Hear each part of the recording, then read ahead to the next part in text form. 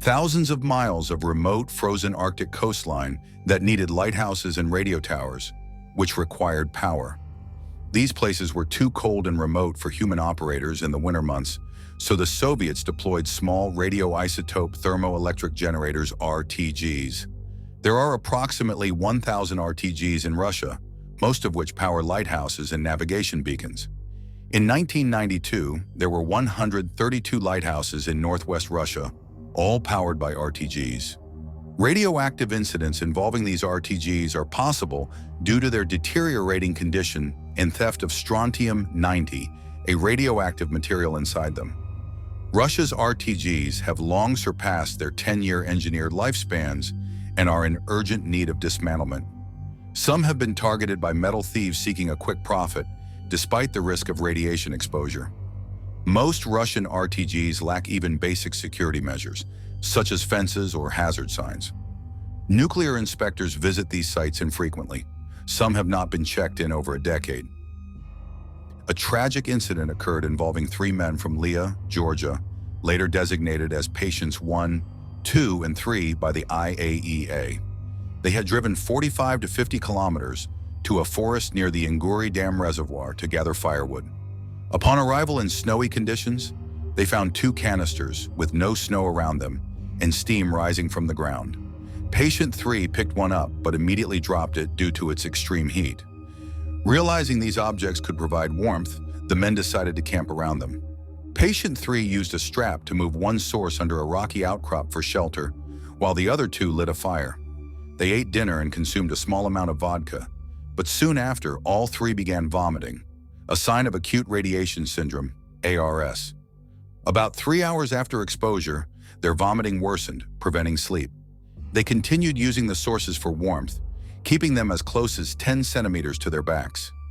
The next morning, exhausted, they only gathered half the wood they had intended before returning home. On December 22nd, all 3 were hospitalized and diagnosed with ARS. Patient 3's injuries were mild, and he was released on January 23, 2002. 2 were in serious condition, prompting the Georgian government to seek help from the IAEA. Patient 1 was sent to the Bernashin Federal Medical Biophysical Center in Moscow, while Patient 2 was transferred to the Percy Military Hospital in Paris. Patient 1 had suffered the greatest exposure, leading to severe radiation burns, heart damage, and organ failure. Despite intensive medical care, he developed sepsis and died on May 13, 2004.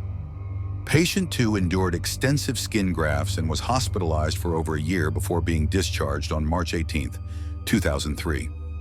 On January 6, 2002, the Georgian government attempted to recover the radioactive sources, but failed due to severe weather. A fact-finding mission determined the sources were well constructed, preventing leakage of radioactive material despite being abandoned for over a decade.